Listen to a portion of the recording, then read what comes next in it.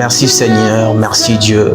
Voici encore dans ces instants, nous voulons parler de ta part. Saisis-nous Dieu, parle-nous. Nous ne voulons pas faire les choses selon notre connaissance humaine, mais nous voulons faire les choses selon ta volonté. Merci de rendre ces instants possibles, Dieu. Sois béni dans le nom glorieux et puissant de Jésus-Christ. Amen. Shalom, j'espère que vous allez très bien. C'est ici votre humble serviteur, le Centenier du Gers. Je vais essayer de parler un peu de quelque chose aujourd'hui que le Seigneur m'a mis à cœur de parler au peuple. Aujourd'hui, je vais essayer de parler de l'Esprit de Dieu étant un porteur de l'onction.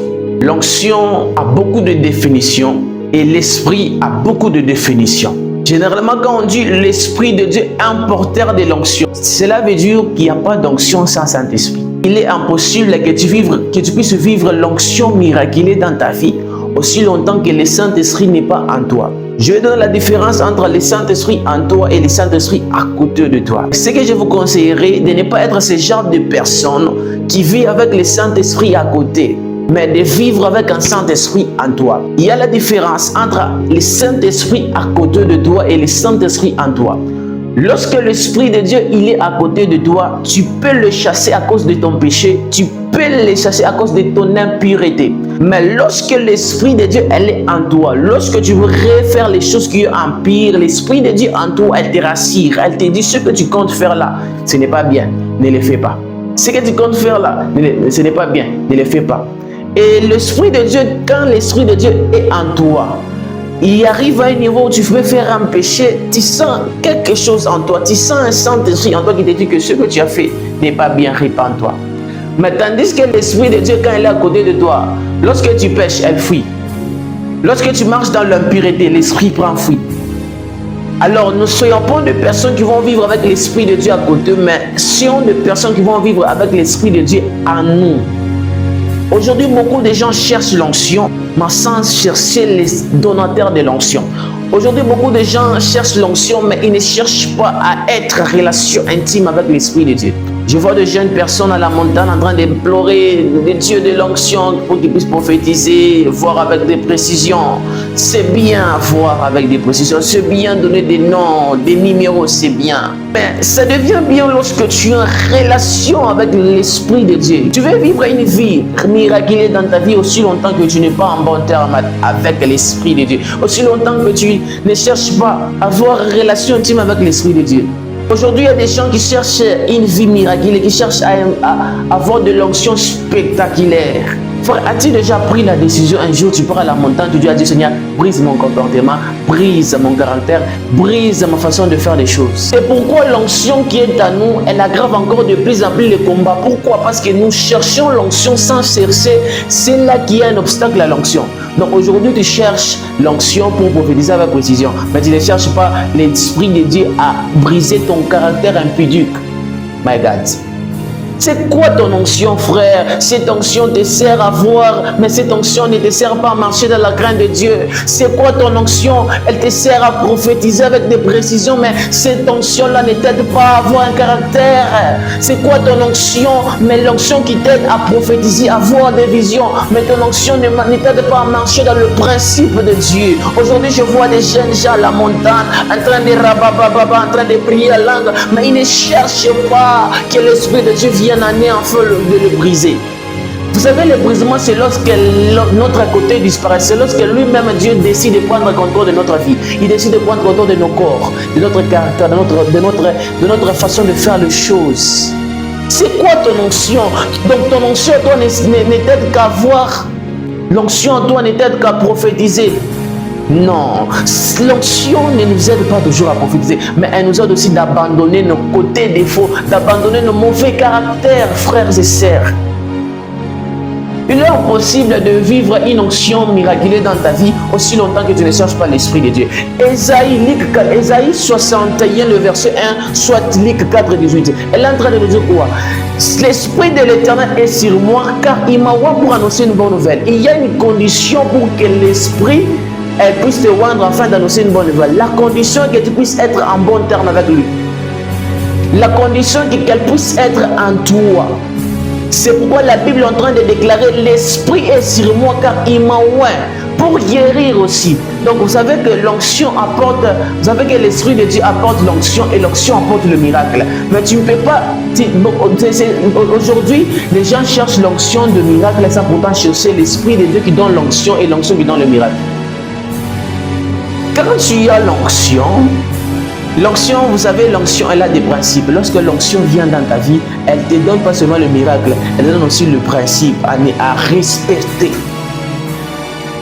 Alors mes frères et sœurs, ce sont des gens qui vont avoir cette onction-là d'abandonner nos défauts, d'abandonner nos mauvais caractères, d'abandonner nos mauvais comportements, d'abandonner le mal.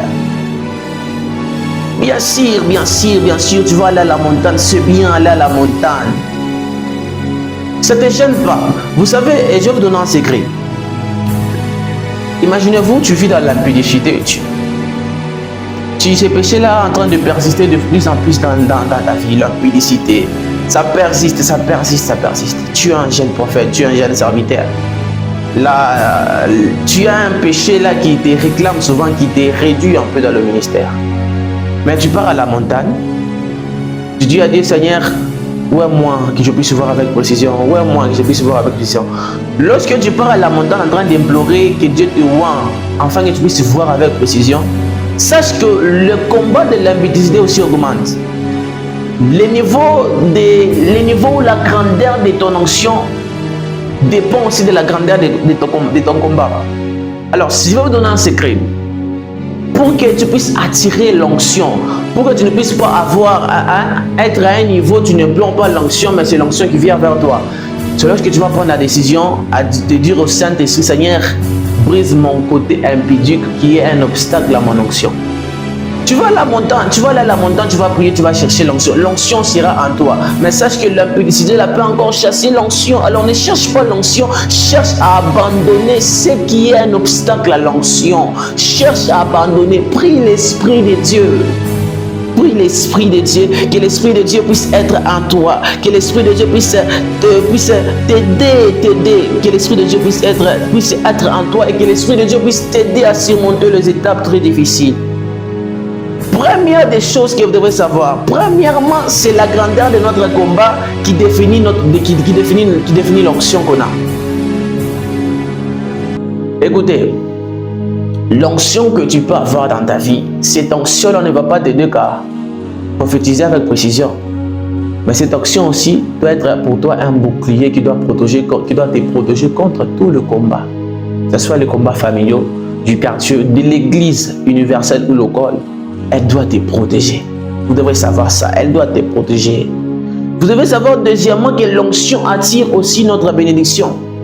Quand il y a un combat, cela veut dire qu'il y a aussi une bénédiction quelque part. Alors, ce que je vais vous dire, soyons des personnes qui vont arriver à un niveau de savoir, de mettre en tête que la grandeur de mes combats dépend aussi de la grandeur de mon onction lorsque je suis en relation avec l'Esprit de Dieu. Il arrive à un moment, tu cherches l'onction vient, mais quand il y a un combat, l'onction ne te protège pas contre les combats. Pourquoi? Parce que tu cherches l'onction sans pourtant chercher les donateurs de l'onction, sans pourtant chercher à être en bon terme avec l'Esprit qui apporte l'onction.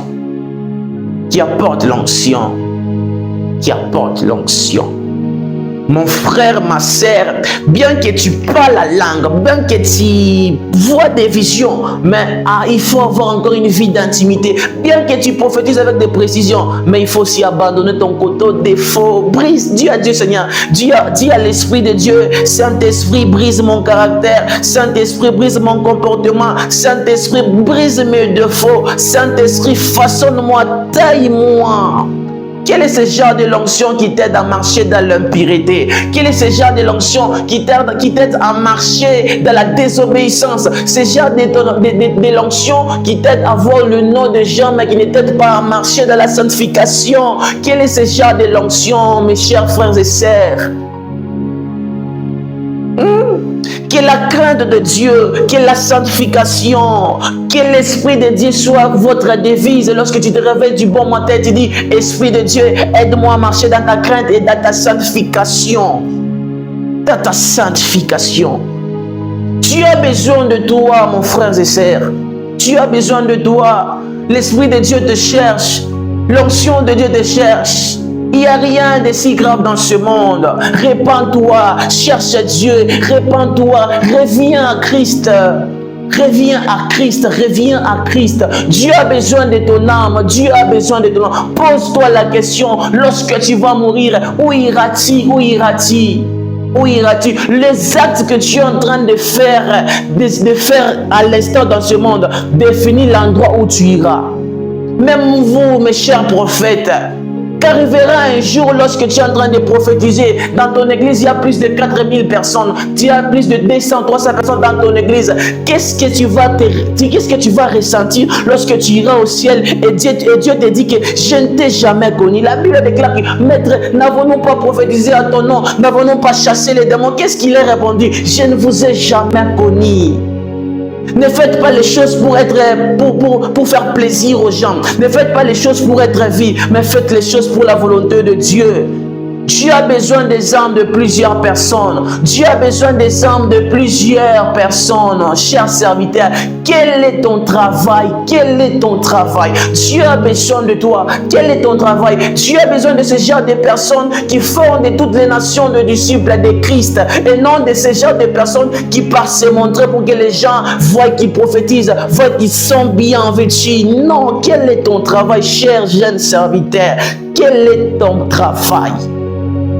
Le travail que Dieu nous a donné, c'est de faire de toutes les nations de ses disciples.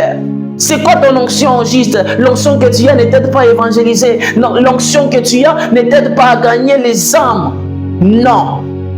Là au ciel, il n'y a pas une fête lorsqu'on prophétise avec des précisions. Là au ciel, il n'y a pas une fête lorsqu'on guérit, on guérit lorsque le boiteux marche, lorsque les aveugles voient. Là au ciel, ils ne sont pas contents. Là au ciel, il y a une joie immense. C'est lorsqu'une âme est sauvée. Lorsqu'une âme est sauvée, là au ciel, il y a une fête.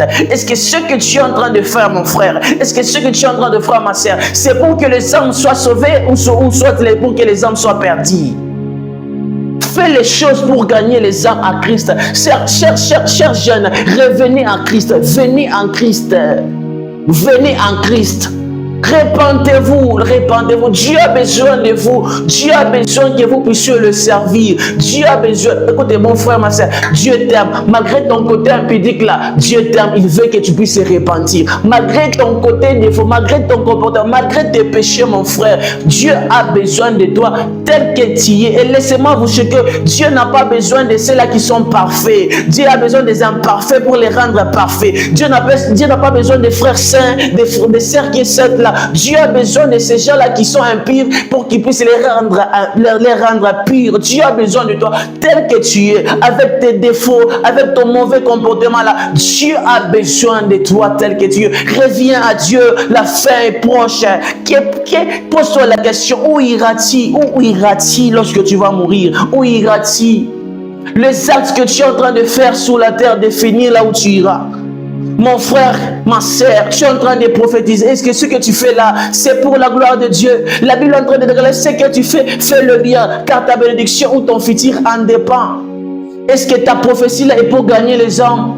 Ta vision, c'est pour gagner les âmes. Dieu a besoin des âmes. Écoutez, la devise que nous devons avoir, c'est marcher dans la crainte de la sanctification et faire de toutes les nations de nos disciples. À chaque fois que tu te réveilles du bon matin, mets en tête que je dois faire de toutes les nations de disciples de Christ. Ne vous réjouissez pas lorsque vous chassez les démons. Ne vous réjouissez pas lorsque vous organisez des activités. Il y a plein de gens, mais il n'y a pas des âmes qui sont sauvées.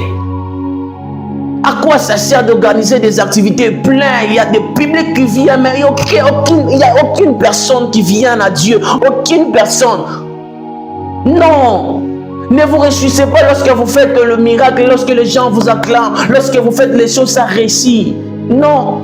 Réjouissez-vous lorsque les âmes reviennent à Christ, lorsque les âmes sont sauvées. Lorsque les âmes sont sauvées. Est-ce que ton onction à toi t'aide à prophétiser, t'aide à guérir, mais elle ne t'aide pas à gagner les âmes? Non.